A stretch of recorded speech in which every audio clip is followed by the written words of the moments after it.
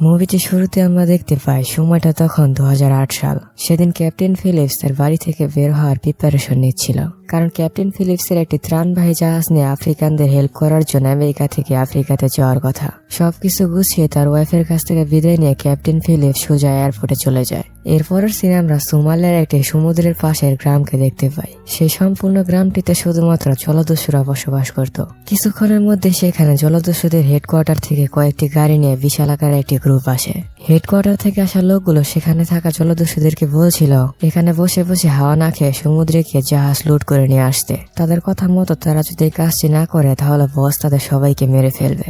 এই কথা বলে তারা যখন কিছু ফাঁকা গুলি করে তখন সেখানকার জলদস্যুরা আবার সমুদ্রে যেতে রাজি হয়ে যায়, কারণ এই গরিব জেলেদের কাছে আসলে তাদের কথা মতো কাজ না করা ছাড়া আর কোনো উপায় নেই। সো যাই হোক, সেখানকার সব জলদস্যুরা কয়েকটি গ্রুপে ভাগ হয়ে সমুদ্রে নেমে পড়ে। তাদের সাথে সাথে মুসার গ্রুপটিও সমুদ্রে নামার প্রিপারেশন নিচ্ছিল।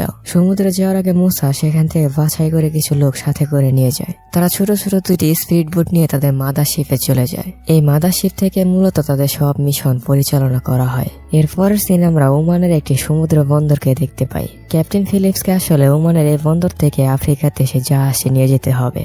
জাহাজ পুরোপুরি লুট হয়ে যাওয়ার পর ক্যাপ্টেন ফিলিপস সবকিছু চেক করে জাহাজটিকে নিয়ে সমুদ্রের দিকে যেতে থাকে। ধীরে ধীরে ক্যাপ্টেন ফিলিপসের জাহাজ যখন গভীর সমুদ্রের দিকে অগ্রসর হচ্ছিল, আর অন্যদিকে তখন মুসার টিম তাদের মাদারশিপ থেকে হাইজ্যাক করার মতন কোনো শিকার খুঁজছিল।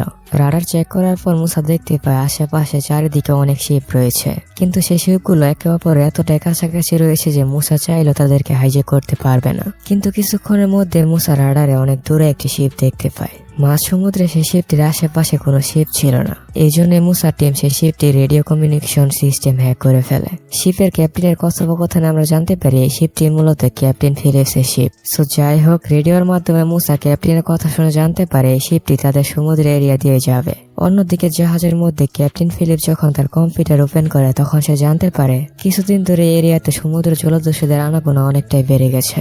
এই ইমেলটি পাওয়ার পর ক্যাপ্টেন ফিলিপস ডিসাইড করে সে তার ক্রুদের নিয়ে সবসময় সতর্ক থাকবে। এই জন্য ক্যাপ্টেন ফিলিপস তার ক্রুরা সবাই কতটা সতর্ক এটা জানার জন্য কাউকে কিছু না জানিয়ে জাহাজের পাইরেসি অ্যালার্ম বাজিয়ে দেয়। অ্যালার্মটি বাজিয়ে সে অকিটকিতে সবাইকে অ্যানাউন্স করে জানিয়ে দেয় যে জাহাজে কিছু জলদস্যু আক্রমণ করেছে, তোমরা সবাই ডেকে চলে আসো। ক্যাপ্টেন ফিলিপস সতর্ক করতে সবাইকে মিথ্যা কথা বলে যখন ডেকে আসতে বলে তখন সে হঠাৎ করে শিপের রাডার দেখতে পায় দুইটি শিপ সত্যি সত্যি তাদের জাহাজকে ফলো করছে। এটি জাহাজের রাডার সিস্টেমের কোনো ত্রুটি মনে করে ক্যাপ্টেন ফিলিপস তখন একটি দূরবীন নিয়ে দূরের দিকে তাকায়। দূরবীন দিয়ে সেদিকে তাকানোর পর ক্যাপ্টেন ফিলিপস দেখতে পায় সত্যি সত্যি ছোট ছোট দুইটি বোট তাদের জাহাজকে ফলো করছে। এটা দেখার পর ক্যাপ্টেন ফিলিপস অ্যানাউন্স করে তার ক্রুদের জানিয়ে দেয় যে এটা কোনো মহড়া নয়, পিছন দিক থেকে সত্যি সত্যি দুইটি স্পিড বোট তাদের জাহাজকে ফলো করছে। ডেকের উপর আসার পর জাহাজের ক্রুরা যখন এটা দেখে তখন তারা অনেক ঘাবড়ে যায়। তারা জেলে নাকি জলদস্যু এটা চেক করার জন্য ক্যাপ্টেন ফিলিপস তখন ইঞ্জিন রুমে ফোন করে বলে জাহাজকে 5 ডিগ্রি উত্তরের দিকে ঘোরাতে। ক্যাপ্টেন ফিলিপসের কথা মতো ইঞ্জিন রুম থেকে জাহাজটিকে যখন 5 ডিগ্রি উত্তর দিকে ঘোরানো হয় তখন ক্যাপ্টেন ফিলিপস দেখতে পায় সেই স্পিড বোটগুলো তাদের সাথে সাথে 5 ডিগ্রি টার্ন নিয়েছে। এটা দেখার পর ক্যাপ্টেন ফিলিপস 100% শিওর হয়ে যায় স্পিড বোটগুলো তাদেরকে ফলো করছে।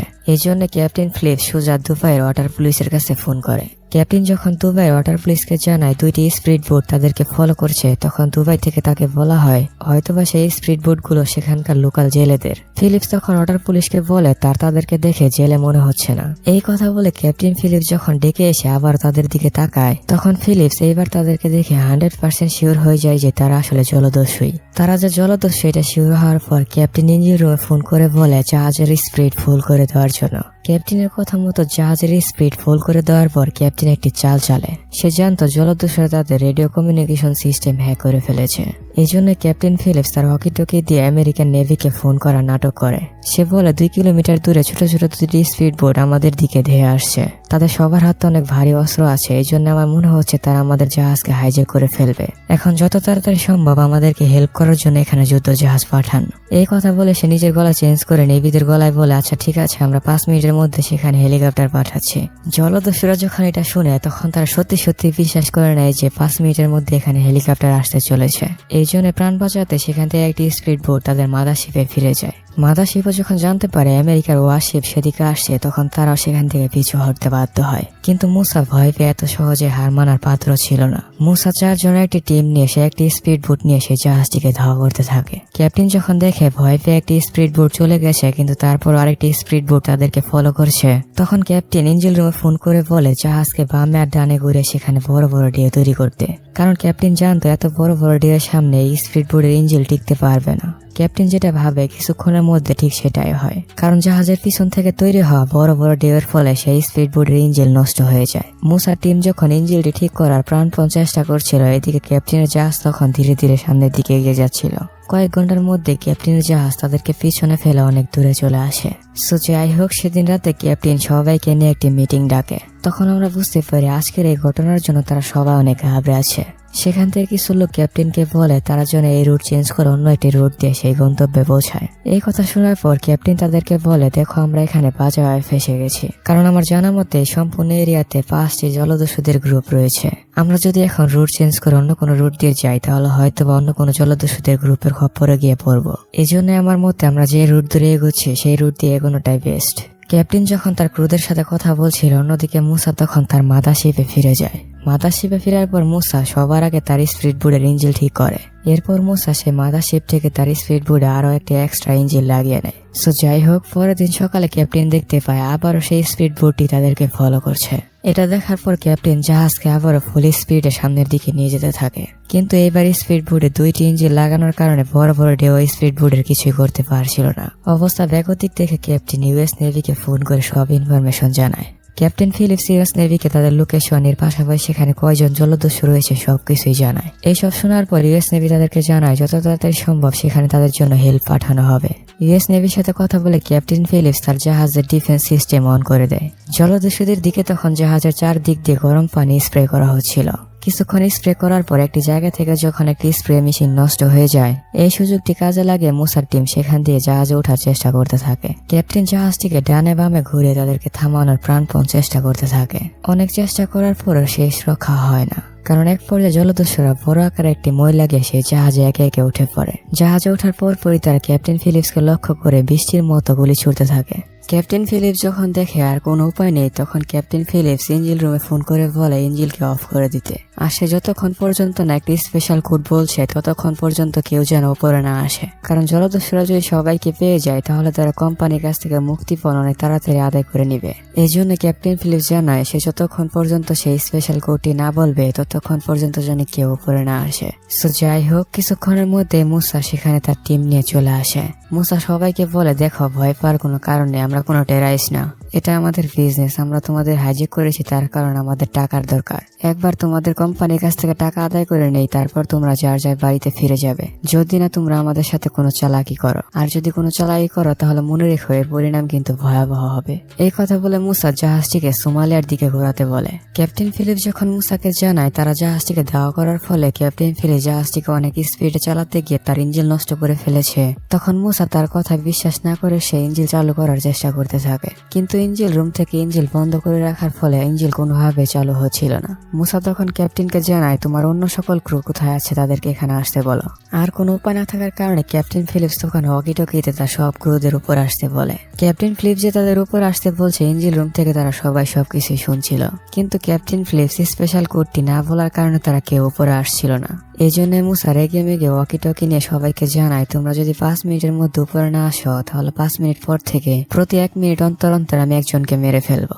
এই কথা বলে মুসা কিছু লোককে গান পয়েন্টে নিয়ে আসে। অবস্থা খারাপের দিকে যেতে দেখে ক্যাপ্টেন ফিলিপস মুসার কাছে অনেক রিকোয়েস্ট করে। সে বলে আমার অন্য সকল ক্রুরা হয়তোবা তোমাদের দেখে ভয় পেয়ে কন্টেনারের পিছনে গিয়ে লুকিয়ে আছে। এই কথা বলে ক্যাপ্টেন ফিলিপস নিজের হাতে থাকা ওয়াকি-টকি অন করে ফেলে। তারপর ক্যাপ্টেন ফিলিপস জোরে জোরে বলে কোনোভাবে যদি জাহাজের ইমার্জেন্সি জেনারেটর নষ্ট হয়ে যায় তাহলে কিন্তু আমরা কাউকে খুঁজে বের করতে পারবো না, কারণ দিনের বেলা তো জাহাজের নিচে এতটাই অন্ধকার যে কিছুই দেখা যায় না। ওয়াকি-টকির মাধ্যমে ইঞ্জিন রুম থেকে যখন তারা সবাই এই কথা শুনে তখন তারা বুঝতে পারে ক্যাপ্টেন আসলে জেনারেটর বন্ধ করা ইন্ডিকেটর করছে। ক্যাপ্টেন তাদেরকে বোঝানোর চেষ্টা করছিল তারা যেন জেনারেটরটি অফ করে দেয়। ক্যাপ্টেনের কথা শুনে ইঞ্জিন রুম থেকে 2 জন, একজন জেনারেটর অফ করার জন্য আরেকজন খাবার পানি আনার জন্য বেরিয়ে পড়ে। আর অন্যদিকে মুসা তার একজন সহকর্মী সহ ক্যাপ্টেনকে নিয়ে তাদেরকে খোঁজার জন্য বেরিয়ে পড়ে। ক্যাপ্টেন যখন মুসাকে নিয়ে জাহাজের নিচের দিকে আসে তখন ক্যাপ্টেন মুসাকে বলে, আমার মতে আমার সব নাবিকরা গিয়ে উপরে কন্টেনারের পিছনে লুকিয়ে আছে, কারণ হাজার হাজার কন্টেনারের পিছনে সেখানে লুকিয়ে থাকার অনেক জায়গা রয়েছে। ক্যাপ্টেন যখন তাকে এই কথা বলছিল তখন মুসার চোখ হঠাৎ করে একটি ম্যাপের দিকে যায়। মুসা সেখানে একটি দেয়ালের সাথে লাগানো সে জাহাজের সম্পূর্ণ ম্যাপ দেখতে পায়। ম্যাপটির মধ্যে মুসা যখন ইঞ্জিল রুম দেখে তখন মুসা ক্যাপ্টেনকে বলে, যত সমস্যার জট এই ইঞ্জিল রুমই, আমাকে সবার আগে ইঞ্জিল রুমে নিয়ে চলো। ক্যাপ্টেনও জানতো তার লোকের আসলে ইঞ্জিল রুমে লুকিয়ে আছে, এই জন্য ক্যাপ্টেন তাকে সেখানে নিয়ে যেতে চাচ্ছিল না। কিন্তু মুসাও ছিল নাছোড়বান্দা, সে ক্যাপ্টেনকে সেখানে নিয়ে যাওয়ার জন্য ফোর্স করতে থাকে। গলা শুকিয়ে গেছে এই কথা বলে ক্যাপ্টেন যখন মুসাকে নিয়ে একটি স্টোর রুমে যায় তখন পানি আনতে গিয়ে ক্যাপ্টেন দেখতে পায় সেখানে অলরেডি তার একজন নাবিক লুকিয়ে আছে। তাকে দেখার পরও ক্যাপ্টেন তাকে না দেখার ভান করে সেখান থেকে তাড়াহুড়ো করে চলে আসে। চলে আসার সময় ক্যাপ্টেন জোরে জোরে বলে, তোমরা তো খালি পায়ে, অন্ধকারের মধ্যে তোমরা তো এখানে ব্যথা পাবে। এই কথা শুনে স্টোর রুমে লুকিয়ে থাকা সেই নাবিক বুঝে যায় ক্যাপ্টেন তাকে বোঝানোর চেষ্টা করছে তারা আসলে খালি পায়ে আছে। এই জন্য সে ওয়াকিটকি নিয়ে ইঞ্জিল রুমে ফোন করে বলে, ক্যাপ্টেনকে নিয়ে জলদস্যুরা তোমাদের দিকে আসছে, তোমরা এক কাজ করে ইঞ্জিল রুমে দরজার সামনে কিছু কাঁচের টুকরা রেখে দাও, কারণ ক্যাপ্টেন ফিলিপস আমাকে ইন্ডিকেট করে বলেছে তারা সবাই খালি পায়ে আছে। তার কথা মতো সেখানকার নাবিকরা ইঞ্জিল রুমের দরজার সামনে কাঁচের টুকরা বিছিয়ে রাখে। ক্যাপ্টেনকে নিয়ে যখন মুসা ইঞ্জিল রুমে ঢুকবে ঠিক তখনই মুসার একজন লোকের পায়ে অসংখ্য কাঁচের টুকরা ভিজে যায়। এর ফলে সে জলদস্যুর পা থেকে অনেক ব্লিডিং হতে থাকে। আর অন্যদিকে তখন ডেকের উপর একজন নাবিক জলদস্যুদের চোখ ফাঁকি দিয়ে জেনারেটর অফ করার চেষ্টা করছিল। অনেক চেষ্টার পর জীবনের ঝুঁকি নিয়ে সেই নাবিকটি জেনারেটরটি অফ করে দেয়। হঠাৎ করে ইমার্জেন্সি জেনারেটর অফ হয়ে যাওয়ার পর মুসা তো একদম খেপে যায়। মুসা তখন ক্যাপ্টেনকে বলে, আমি 100% শিওর তোমার নাবিকরা এখানে লুকিয়ে আছে আর তারা এখান থেকে সব পায়তারা করছে। এই জন্য মুসা ইঞ্জিল রুমের মধ্যে নাবিকদেরকে হন্যে হয়ে খুঁজতে থাকে। কিন্তু মুসার সাথে জলদস্যুটি ব্যথায় কাতরাচ্ছিল বলে মুসা ক্যাপ্টেনকে বলে, ক্যাপ্টেন যেন সেখান থেকে জলদস্যুটিকে উপরে নিয়ে গিয়ে উপর থেকে নূরকে নিচে আসতে বলে। এই কথা শুনে ক্যাপ্টেন আহত জলদস্যুটিকে নিয়ে উপরের দিকে চলে আসে। তারা উপরে চলে যাওয়ার পর মুসা একাই সেখানে নাবিকদেরকে খুঁজতে থাকে। ক্যাপ্টেন যখন সে জলদস্যুটিকে নিয়ে উপরে চলে আসে তখন নূর তার কাছে জানতে চায় মুসা কোথায় আছে। ঠিক তখনই তারা অকিটকিতে ইঞ্জিল রুম থেকে দস্তাদস্তি শব্দ শুনতে পায়। ইঞ্জিল রুমে আসলে সব নাবিকরা মিলে মুসাকে ধরে ফেলেছিল। তারা মুসাকে ধরে মুসাকে বেধড়ক পিটাচ্ছিল। কিছুক্ষণ মারার পর তারা সবাই মিলে অকিটকিতে নূরকে বলে, চলো এখন আমরা একটা ডিল করি। ডিলটি হলো, তোমরা যদি কোনো ঝামেলা ছাড়াই তোমাদের বস মুসাকে ফিরে পেতে চাও তাহলে আমাদের শিপে $30,000 আছে, সেই $30,000 নিয়ে এখান থেকে চলে যাও। আর কোনো উপায় না থাকার কারণে মুসা যখন অকিটকিতে নূরকে বলে তারা যা বলছে তাই করো, তখন নূরও তাদের কথা মতো সেখান থেকে চলে যাওয়ার জন্য রাজি হয়ে যায়। ডিলটি হয়ে যাওয়ার পর ক্যাপ্টেন ফিলিপস তাদেরকে দেওয়ার জন্য একটি লকার থেকে $30,000 বের করে। টাকা সহ ক্যাপ্টেন ফিলিপস সেই জলদস্যুদেরকে একটি লাইফ বোর্ডের কাছে নিয়ে যায়। ক্যাপ্টেন ফিলিপস তখন তাদেরকে বলে, তোমরা সবাই আগে গিয়ে সেই লাইফ বোর্ডের ভিতরে বসো। কিন্তু নূর তাকে গান পয়েন্ট এনে বলে, যতক্ষণ পর্যন্ত না মুসা এখানে না আসবে ততক্ষণ পর্যন্ত তুমি আমাদের সাথে লাইফ বোর্ডের ভিতরেই থাকবে। আর কোনো উপায় না থাকার কারণে ক্যাপ্টেনও তাদের সাথে লাইফ বোর্ডের ভিতরে চলে যায়। ভিতরে যাওয়ার পর ক্যাপ্টেন সেই লাইফ বোর্ডটিকে কিভাবে কন্ট্রোল করতে হয় সেটা জলদস্যুদেরকে শিখাচ্ছিল। লাইফ বোট চালানো শেখানোর পর ক্যাপ্টেনের কথা মতো যখন তার নাবিকরা মুসাকে ছেড়ে দেয় তখন মুসা লাইফ বোটের ভিতরে আসার পরই নূর ক্যাপ্টেনকে অনেক জোরে একটি আঘাত করে। ক্যাপ্টেনকে আঘাত করে তারা ক্যাপ্টেনকে অপহরণ করে সেখান থেকে লাইফ বোট নিয়ে পালিয়ে যায়। জাহাজের নাবিকরা যখন দেখে জলদস্যুরা ক্যাপ্টেনকে কিডন্যাপ করে নিয়ে যাচ্ছে তখন তারা তাদের বড় জাহাজের ইঞ্জিন চালু করে সেই লাইফ বোটটিকে ফলো করতে থাকে, কারণ তারা জানতো এত বড় সমুদ্রে তারা যদি বড় জাহাজ নিয়ে ক্যাপ্টেনকে ফলো না করে তাহলে নৌবাহিনী কোনোদিনও তাদেরকে খুঁজে বের করতে পারবে না। তারা ক্যাপ্টেনকে ফলো করছিল আর নৌবাহিনীকে সবসময় তাদের লোকেশনের ব্যাপারে বলছিল। ক্যাপ্টেন যে কিডন্যাপ হয়ে গেছে এই নিউজটি পাওয়ার পরই নৌবাহিনীর দুটি যুদ্ধ জাহাজ সেদিকে আসতে থাকে। আর অন্যদিকে মুসা সেই লাইফ বোটটি নিয়ে সোজা সোমালিয়ার দিকে চলে যাচ্ছিল, কারণ মুসা জানতো সে যদি একবার সোমালিয়াতে পৌঁছাতে পারে তাহলে নৌবাহিনীকে আমেরিকার বাপেরও ক্ষমতা নেই সেখান থেকে ক্যাপ্টেনকে ফিরিয়ে নিয়ে যাওয়ার জন্য। যাই হোক, ক্যাপ্টেন যখন দেখে সেই ছেলেটির পায়ে কাঁচের টুকরা ঢোকার ফলে এখনো তার পা থেকে অনেক ব্লিডিং হচ্ছে তখন ক্যাপ্টেন সেই লাইফ বোটে থাকা কিছু ম্যাট কিট দিয়ে ছেলেটির পা ড্রেসিং করে দেয়। এরপরের দিন সকালে আমরা দেখতে পাই আমেরিকান নেভির একটি ড্রোন তাদেরকে ফলো করছে। তাদের লোকেশন শিওর হওয়ার পর হোয়াইট হাউস থেকে আমেরিকান নেভিকে জানানো হয় যাই হয়ে যাক না কেন ক্যাপ্টেন ফিলিপসকে যেন তারা কোনোভাবে সোমালিয়াতে না নিয়ে যেতে পারে। তাদেরকে থামাতে নেভির যা যা করণীয় তারা সবই করতে পারবে। আর অন্যদিকে তখন লাইফ বোর্ডের ভিতরে ধীরে ধীরে পরিস্থিতি আরো গম্ভীর হয়ে যাচ্ছিল, কারণ নূর ছিল একজন মাদকাসক্ত সাইকো টাইপের লোক। যতই নূরের মাদক শেষ হয়ে যাচ্ছিল ততই নূর উত্তেজিত হয়ে পড়ছিল।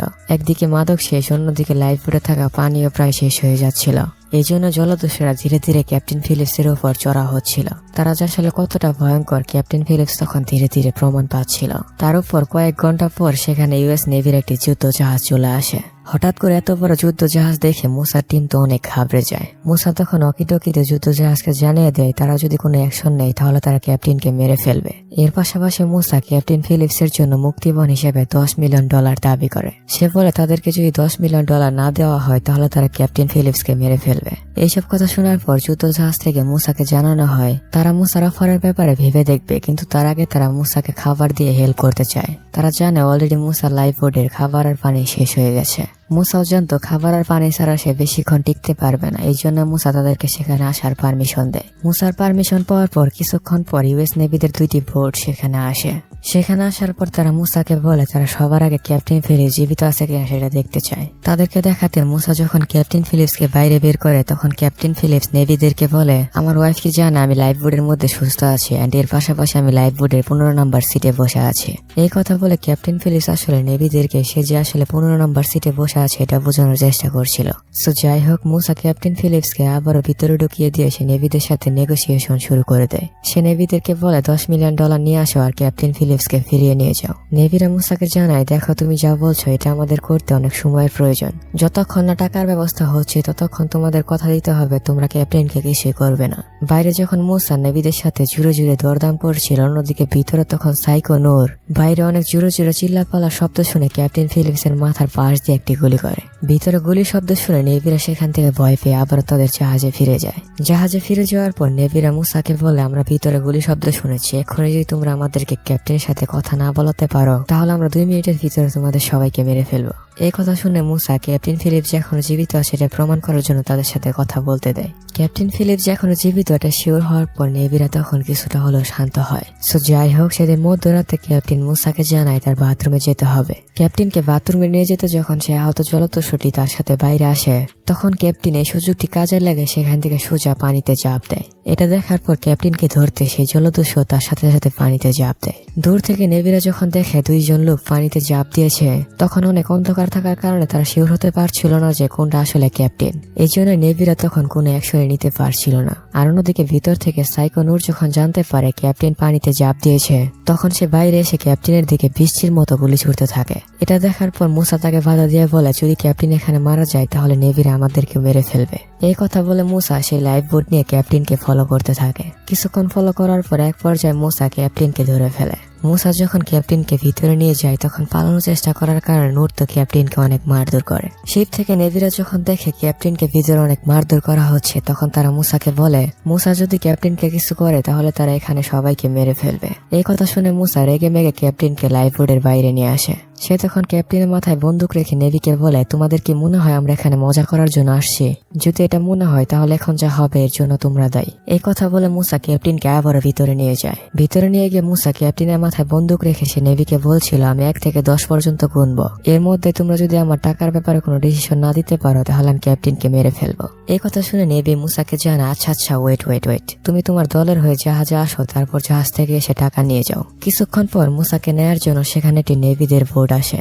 সেখানে আসার পর নেভিরা ক্যাপ্টেনকে একটি স্পেশাল টাইপের জামা দেয়। এরপর তারা ক্যাপ্টেনকে বলে আপনি কি আপনার আগের সিটে বসে পড়ুন। এর পাশাপাশি তাদের কথা বলার ফাঁকে পিছন দিয়ে আরেকটি বোট গিয়ে সে লাইফ বোর্ডের সাথে একটি দড়ি বেঁধে দেয়। দড়ি বেঁধে আর ক্যাপ্টেনকে জামা দিয়ে নেভিরা সেখান থেকে মুসাকে নিয়ে তাদের জাহাজে ফিরে আসে। ঢিল করার জন্য মুসা যখন নেভিদের জাহাজে ঠিক তখনই নেভিরা তাদের জাহাজ থেকে লাইফ বোর্ডের দিকে অনেক পাওয়ারফুল কিছু লাইট অন করে দেয়। এর পাশাপাশি তারা সেই দড়িটি ইউজ করে ওই লাইফ বোটটিকে তাদের জাহাজের দিকে টানতে থাকে।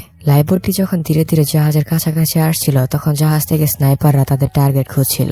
স্নাইপারদেরকে আগে থেকে বলে রাখা হয়েছিল তারা যদি 3 জনকে একসাথে পেয়ে যায় তাহলে তাদের 3 জনকে একসাথে মেরে ফেলার জন্য। এই জন্য স্নাইপাররা জাহাজ থেকে 3 জনকে একসাথে টার্গেট আনার চেষ্টা করছিল। অন্যদিকে লাইফ বোট থেকে নূর নেভিরা যে তাদেরকে মেরে ফেলার প্ল্যানিং করছে এই ব্যাপারটা ধরে ফেলে। ক্যাপ্টেন যখন বুঝতে পারে নূর এখনই তাকে মেরে ফেলতে চলেছে তখন ক্যাপ্টেন নূরকে মেরে নিজেকে বাঁচানোর চেষ্টা করে, কিন্তু আহত ক্যাপ্টেন নূরের সাথে কোনোভাবে পেরে ওঠে না। মারামারির এক পর্যায়ে নূর ক্যাপ্টেনকে ধরে তাকে একটি রশি দিয়ে বেঁধে ফেলে। এরপর নূর ডিসাইড করে সত্যি সে এখন ক্যাপ্টেনকে মেরে ফেলবে। নূর যখন ক্যাপ্টেনকে মারতে তার দিকে একটি বন্দুক তাক করে, অন্যদিকে তখন নেভিদের জাহাজ থেকে 2 জন টার্গেটে ছিল। নেভিদের জাহাজ থেকে যখন দেখে কেউ একজন ক্যাপ্টেন ফিলিপসের দিকে বন্দুক তাক করেছে তখন তারা হঠাৎ করে তাদের জাহাজের সাথে বেঁধে রাখা লাইফ বোর্ডে সেই রশিটিকে লুজ করে দেয়। আর এর ফলে লাইফ বোর্ডে যখন একটি হ্যাচকা টান লাগে তখন তারা 3 জন একসাথে টার্গেটে চলে আসে। স্নাইপাররা তখন এক মুহূর্ত সময় নষ্ট না করে তাদের 3 জনকে একসাথে শুট করে। তারা 3 জনই যে মারা গেছে আর ক্যাপ্টেন ফিলিপস এখন এখনো জীবিত আছে এটা চেক করার জন্য নেভিরা যখন সেই লাইফ বোর্ডে যায় তখন তারা দেখতে পায় ফাইনালি তারা তাদের প্ল্যানে সাকসেস হয়েছে, কারণ সেই লাইফ বোর্ডের মধ্যে ক্যাপ্টেন ফিলিপস ছাড়া তারা সবাই মারা গেছে। তো যাই হোক, সেখান থেকে ক্যাপ্টেন ফিলিপসকে রেস্কিউ করে নেভিদের শিপে নিয়ে আসা হয়। কয়েকদিন চিকিৎসা করার পর ক্যাপ্টেন ফিলিপস পুরোপুরি ভাবে সুস্থ হয়ে যায় আর মুসাকে নেভিদের সেই শিপ থেকে আটক করা হয়। এই অপরাধটি করার ফলে মুসাকে আমেরিকাতে নিয়ে গিয়ে 30 বছরের জেল দেওয়া হয়। এখন পর্যন্ত মুসা আমেরিকার জেলে সেই অপরাধে শাস্তি ভোগ করছে।